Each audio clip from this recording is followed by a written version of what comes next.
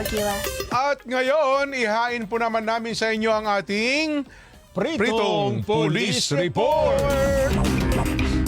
Bulacan Police Provincial Office mas pinaigting daw po ang seguridad habang papalapit ang eleksyon. Nori Fidel magbabalita. Good morning, Nori. Mas pinigting pa ang seguridad sa lalawigan ng Bulacan habang papalapit ang midterm election para sa national and local position sa darating na Mayo 12.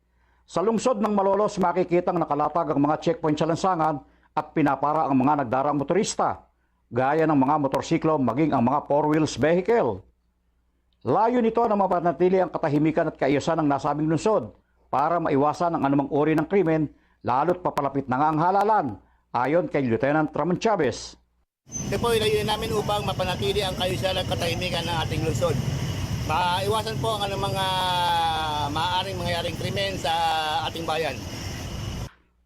Sa tala ng Bulacan Police Provincial Office, may mga naaresto na at sinampahan ng kasong paglabag batay sa umiiral na election gun ban.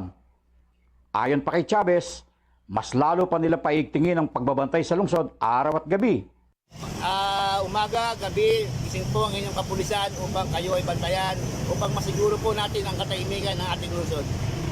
Nori Fidel, para sa 100% balita.